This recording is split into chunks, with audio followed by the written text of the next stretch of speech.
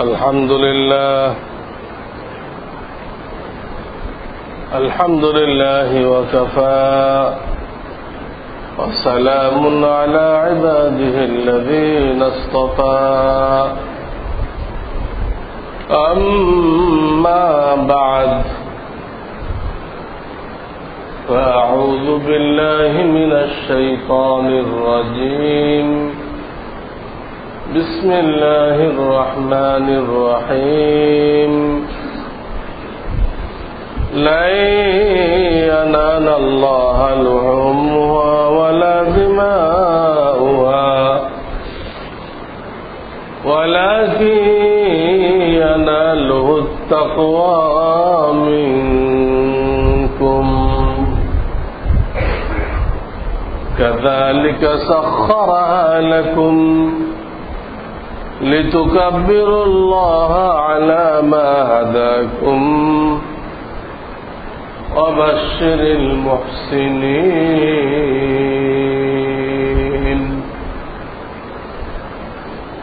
وقال رسول الله صلى الله عليه وسلم من وجد سعة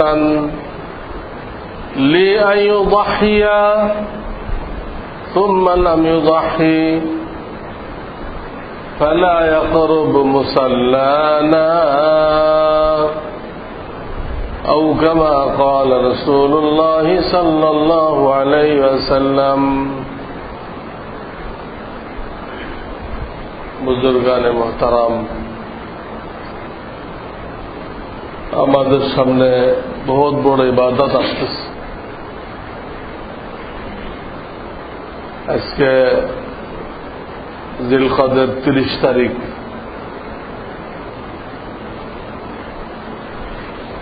সেই হিসেবে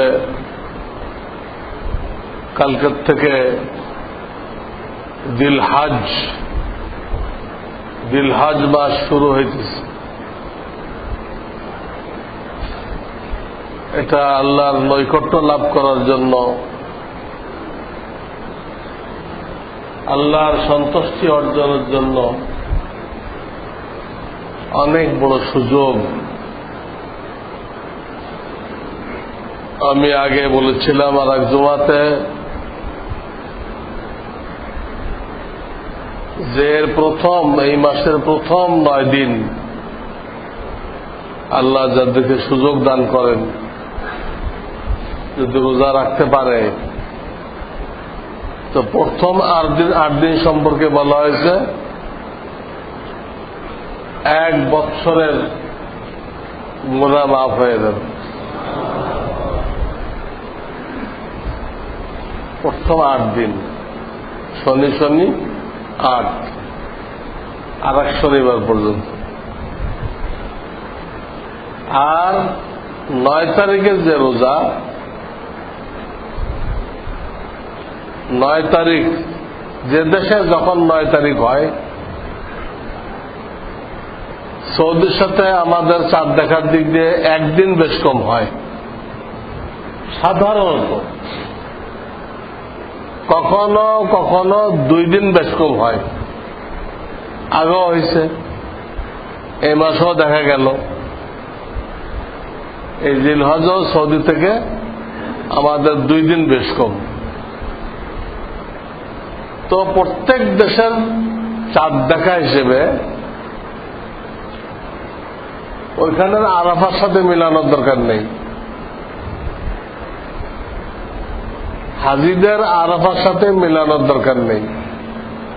প্রত্যেক দেশের চাঁদ দেখা হিসেবে 9 তারিখের যে রোজা, এটা 2 বৎসরের গুনাহ খাতা আল্লাহ মাফ করে দেন। যে বৎসর চলে গেছে এবং যে বৎসর সামনে আসতেছে,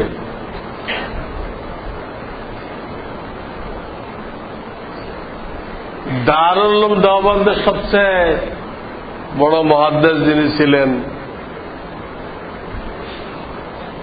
যার সমকক্ষ লোক তৈরি হওয়ার কেউ আর আশা করে না,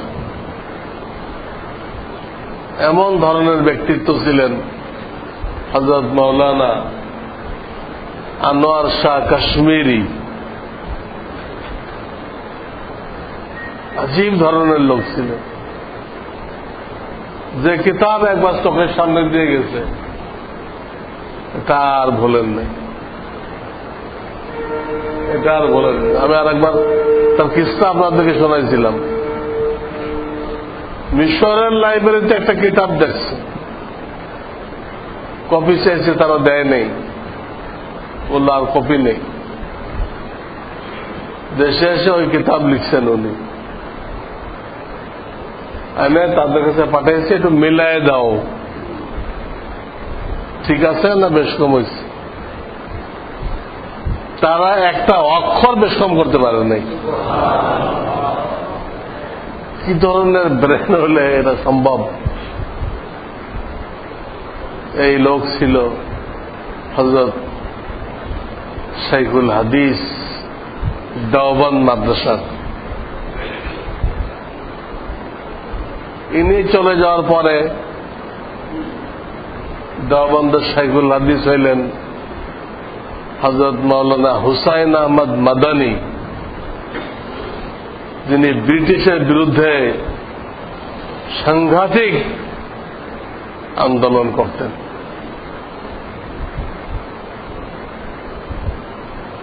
যে আন্দোলনের প্রেক্ষিতে ব্রিটিশ এদেশ ছেড়ে চলে যায়।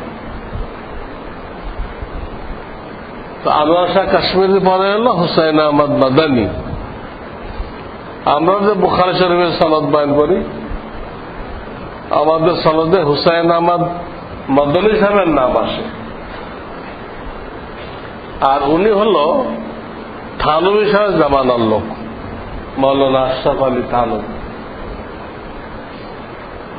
উনি এই হাদিস যখন বয়ান করতেন তো একটা হেকমত বলতেন যে এই হাদিসে বলা হলো তার সামনের 1 বৎসরের গুনাহ মাফ হয়ে যাবে। এই কথার ভিতরে একটা সূক্ষ্ম ইঙ্গিত আছে যে সামনের বছর আল্লাহ তাকে হায়াতে রাখবেন। হায়াতে না থাকলে কি মাপ হবে? সূক্ষ্ম ইঙ্গিত আছে, তা অন্য কেউ ধরতে পারবে না, উনি ধরতে পারছেন। আমরা তো ওনারটা নকল করতেছি, বয়ান করতেছি। তো সেই রোজা পড়বে সামনের সপ্তাহ রবিবার, আর এই রাতগুলোকে তো লাইলাতুল কদরের সমতুল্য বলা হয়েছে, সমতুল্য। এই রাতগুলোতে আমরা কিছু না কিছু তেলাওয়াত নামাজ অবশ্যই যেন করি, আর রোজা রাখতে চেষ্টা করি। একান্ত যদি কারো তৌফিক না হয় অন্তত সে 9 তারিখেরটা রাখুক। অনেক লোক আছে অনেক কঠিন কাজ করে, হার্ড কাজ করে, তারা হয়তো পারবে না। তারা অন্তত কষ্ট করে 9 তারিখেরটা রাখুক। আর আল্লাহ যাদেরকে এটা হালকা জিন্দেগি দিচ্ছেন, অবসর জিন্দেগি দিচ্ছেন, তারা এটাকে গনিমত হিসেবে নিয়ে এই রোজাগুলো তারা রাখুক। ঈদের রাত্রের ফজিলত অনেক বেশি। এরপরে আসবে কুরবানির 3 দিন, 10, 11, 12 কুরবানির 3 দিন। এই 3 দিন সম্পর্কে হাদিসের মধ্যে আসছে, এই 3 দিনে আল্লাহর নামে যারা কুরবানি করবে, কোন জন্তু জানোয়ার যেগুলো শরিয়াতে অনুমোদিত, এটা যারা কুরবানি করবে, তো হাদিসে আসছে এইটার থেকে এই 3 দিনে আর কোন ইবাদত নেই যেটা দিয়ে আল্লাহকে বেশি খুশি করা যাবে। এখানে হাজিরা তো অন্য গ্রুপ, তার তো অন্য ইবাদত নিয়ে আছে। হাজি বাদে অন্য যারা আছে তাদের সম্পর্কে বলা হয়েছে এই 3 দিনে আল্লাহকে রাজি খুশি করার সবচেয়ে বড় মাধ্যম হালাল পয়সা দিয়ে তুমি কুরবানি করো। নিসাব পরিমাণ মাল যাদের আছে এই 3 দিন তাদের জন্য তো ওয়াজিব। গত জুমাতে বলেছিলাম এইখানে নিসাবের ভিতরে সামানও যোগ করা হয়। অনেক সেট কাপড় আছে, এটা বাড়ি বেশি আছে আপনার, যে বাড়িটা না হলে চলে, এসব বর্ধিত সামান এই নিসাবে যোগ করা হবে। এতে যদি 52-52.5 তোলার উপর দাম হয়ে যায়, অর্থাৎ 52,500 টাকা, 52 তোলার ওজার দাম 52,500 টাকা বর্তমান মার্কেট হিসেবে। তো কোরবানি ওয়াজিব, সে নিজে করবে, তার উপরে তারটা ওয়াজিব। তার বিবি বাচ্চারা যদি ধনী হয় সেটা বাপের উপরে ওয়াজিব না, তারা তাদের মাল দিয়ে তারা করবে। এটা সৎকায়ে ফিতরের মতো না। সৎকায়ে ফিতর তো বাচ্চাদেরটাও বাপের দিতে হয়, নাবালিগ বাচ্চাদেরটা বাপের জন্য দেওয়া ওয়াজিব। এখানে তার কোরবানি তো নাবালিগের উপর আসে না, অনেকে বাচ্চাদের নামে করে, কিন্তু এটা প্রয়োজন নেই, জায়েজ আছে, প্রয়োজন নেই, অর্থহীন। এই জন্য অর্থহীন যে একটা ছেলে বালেগ হওয়ার আগে, আনুমানিক 13-14 বছর বয়সে বালেগ হয়, এর আগে তার কোনো গুনাহ লেখাই হয় না, গুনাহই নেই তার, মাসুম বলা হয়। নবীরা যেরকম মাসুম, নিষ্পাপ, প্রত্যেকটা মানুষ বালেগ হওয়ার আগে নিষ্পাপ। আর নেক কাজ করলে এটা নেকি হিসেবে গণ্য করা হয়, কিন্তু লেখা হয় তার আব্বা আম্মার হিসাবের মধ্যে। এই অনেকের বাচ্চারা হেফজ করতেছে, এরা কত তেলাওয়াত করতেছে, একদম অটো সিস্টেম, সাথে সাথে তার আব্বা আম্মার আমলনামায় এই সবগুলো লেখা হয়েছে। বালেগ হওয়ার আগে কোন ছেলে বা মেয়ের কোন অ্যাকাউন্ট থাকে না, গুনার কোন অ্যাকাউন্ট নেই, নেকিরও কোনো অ্যাকাউন্ট নেই, গুনার কোনো ধর্তব্য নেই, নেকিটা চলে যায় কোথায়? বাপ মায়ের আমলনামায়। এই জন্য তাদের নামে দেওয়ার কোন প্রয়োজন নেই, দিলেও তো ওর অ্যাকাউন্ট নেই, নেকিতে লিখবে, অ্যাকাউন্ট নেই। এই জন্য আমরা বলি যদি আপনার বেশি হয়, আপনার হিস্সা আরো থেকে দিতেছে, একে তো 7টা হওয়া কোনো জরুরি না। অনেকে মনে করে 7 ভাগ হইতে হবে বড় জানোয়ারে, কথাটা কিন্তু এরকম না। 7টা পর্যন্ত ভাগ নিতে পারেন, কিন্তু 7টা হইতে হবে তা জরুরি না। 6টা হইতে পারে, 5টা হইতে পারে, 4টা হইতে পারে, 3টা হইতে পারে, 2টা হইতে পারে, 1টা হইতে পারে। 7 মানে সর্বোচ্চ। তারপর 1 ভাগ থাকে, সবাই নিয়ে 1 ভাগ রয়ে গেছে, তা আপনার নাবালেগ সন্তানের নামে না দিয়ে আপনার নবীজির নামে দেন। নবীজি সাল্লাল্লাহু আলাইহি সাল্লাম হয়তো আলীকে বলে গেছিলেন আমার নামে কুরবানি জারি রাখবা, যদিও আমাদেরকে দায়িত্ব দেন নাই, কিন্তু খুশিতে হবে। তিনি কিন্তু উম্মতের পক্ষ থেকে কুরবানি করতেন, বিশেষ করে যারা কুরবানি করতে পারে না তাদের পক্ষ থেকে নবীজি কুরবানি করতেন। তাহলে উম্মতের কি কোনো দায়িত্ব নেই সেই নবীজির নামে কিছু করা? তাহলে এরকম নবীজির নামে নেন, 4 খলিফা ওনাদের নামে নেন, নফল ভাগের মধ্যে কিন্তু একাধিক নিয়ত করা যায়। নবীজি নিয়ত করলেন, সাহাবীদের নিয়ত করলেন, আপনার শায়েখের নিয়ত করলেন। একটা নফলের ভিতরে অনেকগুলো নিয়ত করা যায়। ওয়াজিব হলে তো তা করা যায় না। ওয়াজিব হলে একটা পুরা নিতে হবে। তো অনেক লোক তারপর যে ওয়াজিব হয়ে রয়েছে এটা সে জানে না। সে দেখে আমার কাছে নগদ টাকা নেই। এইখানে ভুল করে মানুষ।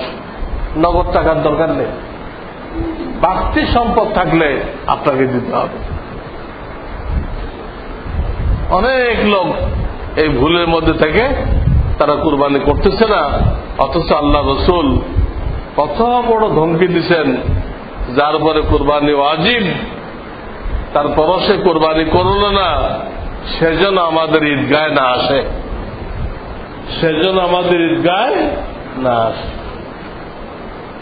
আর যে কুরবানি করলো তাকে বলতেছে তোমার কুরবানির জানোয়ারের রক্ত মাটিতে পড়ার আগে আল্লাহর দরবারে কবুল হয়ে গেছে, আল্লাহ খুশি হয়ে গেছেন, তুমিও খুশি হয়ে যাও। খুশি হইতে বলছেন, খুশি হওয়ার জন্য আদেশ করছেন। তো কুরবানি করলো কিন্তু খুশি হলো না, মনে মনে একটু দুঃখিত, 10,000 টাকা চলে গেল, তো কুরবানি না করতে হলে তো অনেক কাজ হতো, এগুলো খুশি হয়নি। সব পাবে না, সে আল্লাহ রসুলের হুকুম মান নাই। খুশি হইতে হবে। রুগী যেরকম তিতা ওষুধ খেয়েও খুশি হয়, ঠিক আছে খারাপ লাগছে কিন্তু আমি তো সুস্থ তো হইতেছি। একটা রুগী তিতা ওষুধ খেয়েও কিন্তু খুশি হয়। কেন খুশি হয়? না, এই ওষুধ খেয়ে আমার তো ফায়দা হইতেছে, উপকার হইতেছে। তিতা ওষুধ খেয়ে খুশি হতে পারলেন, হ্যাঁ, যদিও কিছু টাকা গেল, যে আল্লাহ দিছিল সে আল্লাহ দিচ্ছেন নিজে খাওয়ার জন্য না, তার গরিব বান্দাদেরকে খাওয়ানোর জন্য। তিনি আপনাকে কত গুণ বাড়ায় আবার ফেরত দিবেন। ঠিক আছে, মুরব্বীরা নেয়, বাচ্চাদেরকে চকলেট দিয়ে আবার ফেরত চায়, ছেলে খেয়ে ফেলে আর একটা যোগ করে ফেরত দেয়। আল্লাহ তো কিন্তু আমি তো কমপক্ষে 10 গুণ যোগ করব, 10 গুণ যোগ করব। একটা নারকেল আপনি জমিনে পুঁততেছেন, একটা আমের দানা আপনি জমিনে পুঁততেছেন, এখান থেকে কত হাজার আম আল্লাহ আপনাকে দিচ্ছে। একটা নারিকেল থেকে কত হাজার নারিকেল আপনাকে আল্লাহ দিচ্ছে।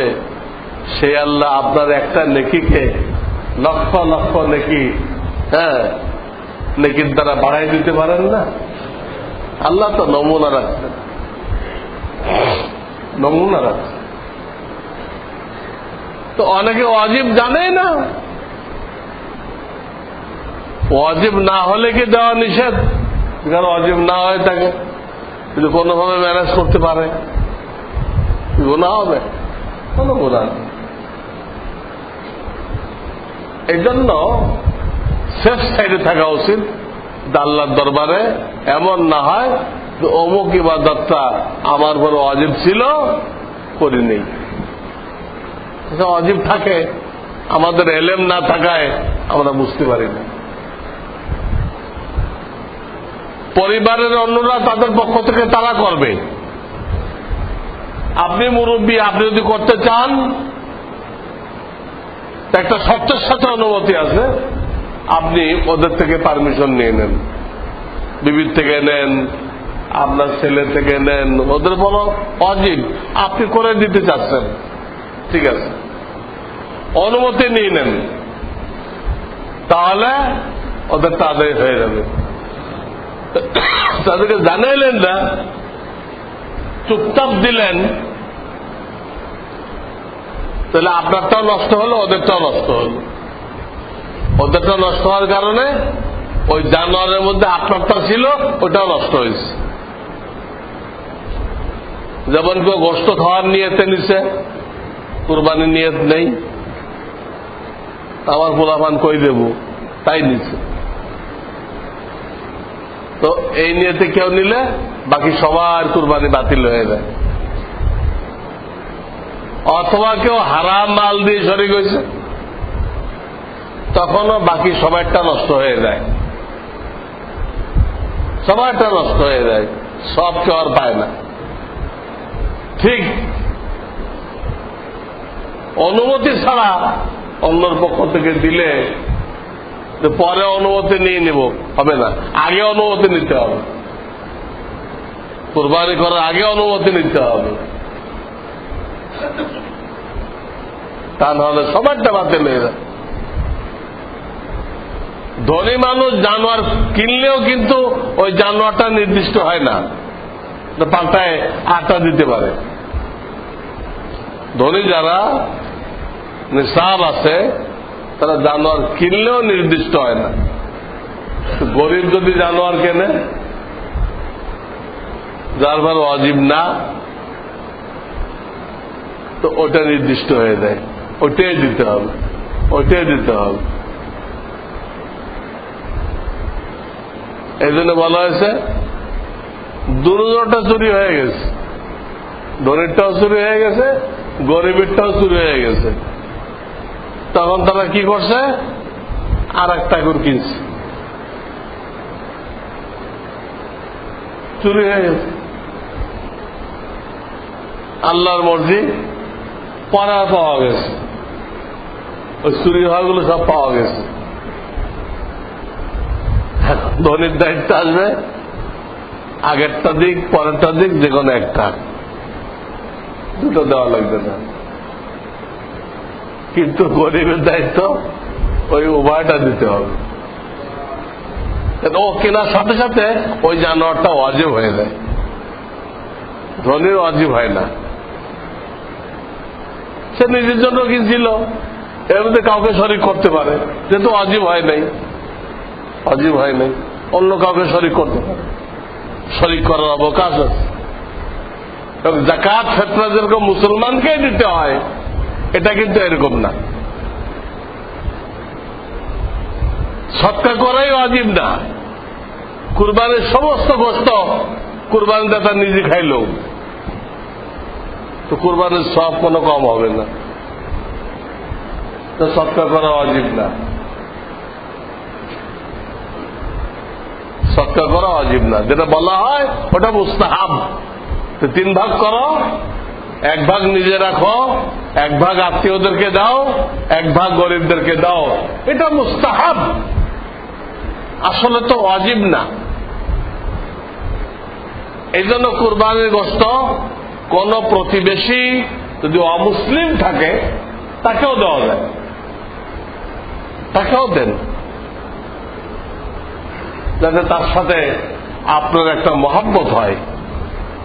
যাদের প্রতিবেশী বন্ধু বান্ধব অমুসলিম আছে তারা তাদেরকে কুরবানি গোশত দিবেন, মাঝে মধ্যে হাদিয়া দিবেন, অসুস্থ হলে দেখতে যাবেন, দরকার হয় ডাক্তারের কাছে নিয়ে যাবেন। তাহলে আপনার সাথে বন্ধুত্বের কারণে একদিকে আপনার দাওয়াত দেওয়ার একটা ফিল্ড তৈরি হবে, আর হয়তোবা দাওয়াত লাগবে না, আপনার এই আখলাক দেখে সে নিজেই প্রস্তাব দিয়ে, ভাই তোমার ধর্ম এত ভালো, তোমার ধর্মে আমাকে দাখিল করে নাও, হয়তো আপনার দাওয়াত দেওয়া লাগবে না। এই যে একটা জরুরি দায়িত্ব আমরা একদম ভুলে গেছি, যে অমুসলিমরা আমাদের কাছে দাওয়াত পাওয়ার হক রাখে, দুনিয়ার সমস্ত কাফেররা আমাদের কাছে দাওয়াত পাওয়ার হক রাখে। এর জন্য ব্যবস্থা গ্রহণ করা মুসলিম মিল্লাতের উপরে ফরজে কিফায়া। কিন্তু অল্প কয়েকজন তবলিগের ভাইরা ছাড়া এই ব্যাপারে কারো কোনো মাথা ব্যথা নেই। তারা মনে করতেছে লাকুম দিনুকুম ওয়ালিয়া দিন। এখন যারা মুসলমান আছে মুসলমান, যারা হিন্দু আছে হিন্দু, যারা খ্রিস্টান আছে খ্রিস্টান। নিজের মত মতো ব্যাখ্যা করলে হবে?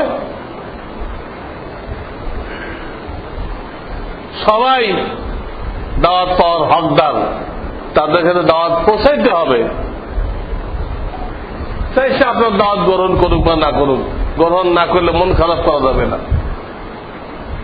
রাখাল যে দুধ পাঠাইছিল তার নুখি, নবীজি তাকে দাওয়াত দিছিলেন, তার নুখি তুমি মুসলমান হয়ে দাও, আমার ধর্ম ঠিক।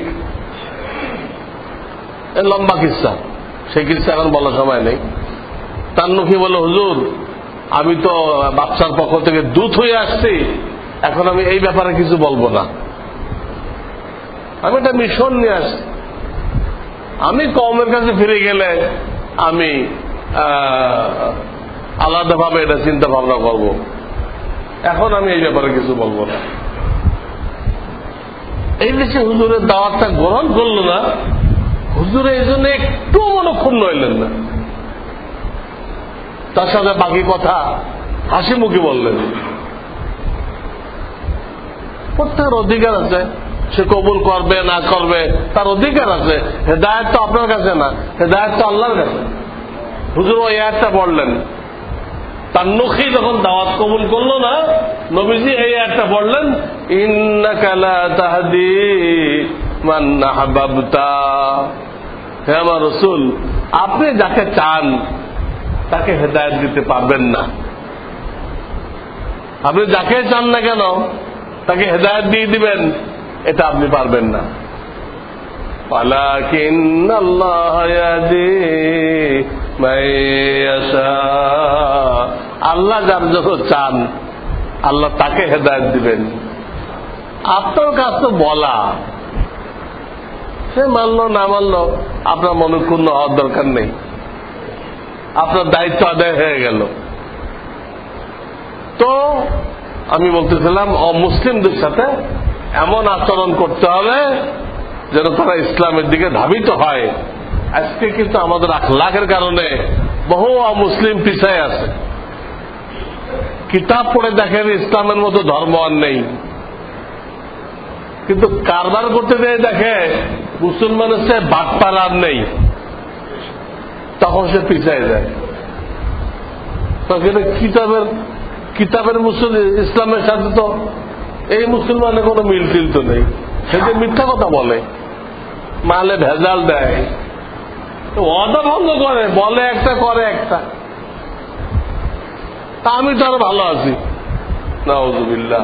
আপনার কারণে সে ইসলাম গ্রহণ করতে পারল না, অথচ উচিত ছিল আপনার আবার আখলাক দেখে তারা মুসলমান হয়ে যাবে।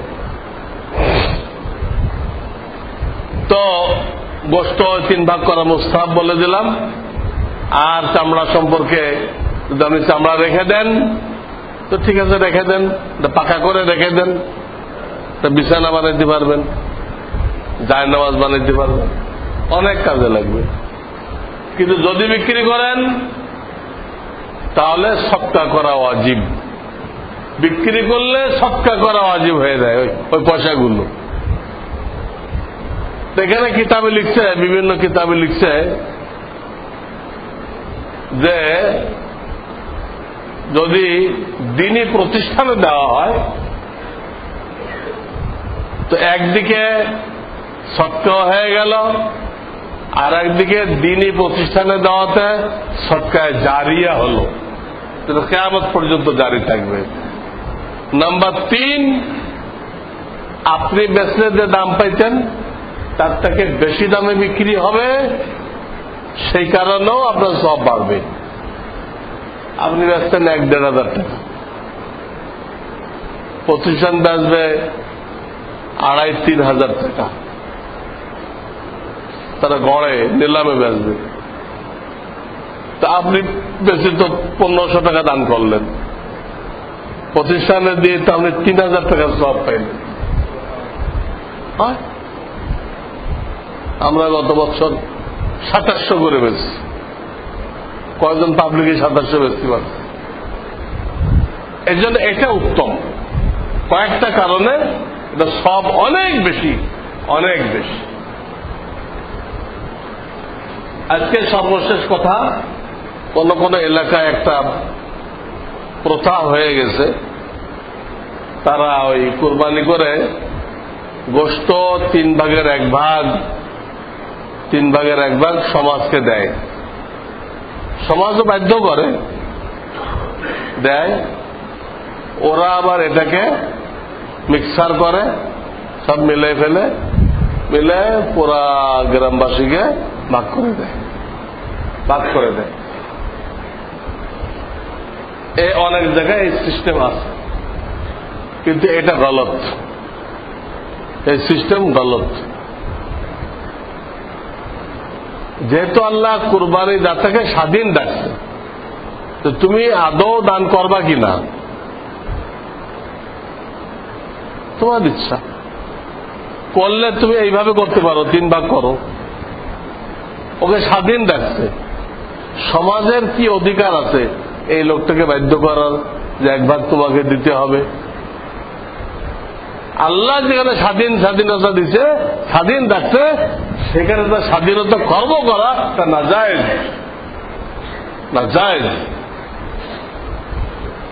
2 নম্বর, এইখানে আপনি একবার দান করলেন সমাজে, ওখান থেকে আপনাকে আবার অংশ দিচ্ছে, তাহলে দানকৃত জিনিস আপনি আবার ফেরত নিচ্ছেন। যেটা হাদিসে বলা হয়েছে, দানকৃত জিনিস ফেরত নেওয়াকে তুলনা করা হয়েছে ওই কুকুরের সাথে, যে কুকুর বমি করে সেই বমিটা আবার নিজে খেয়ে ফেলে।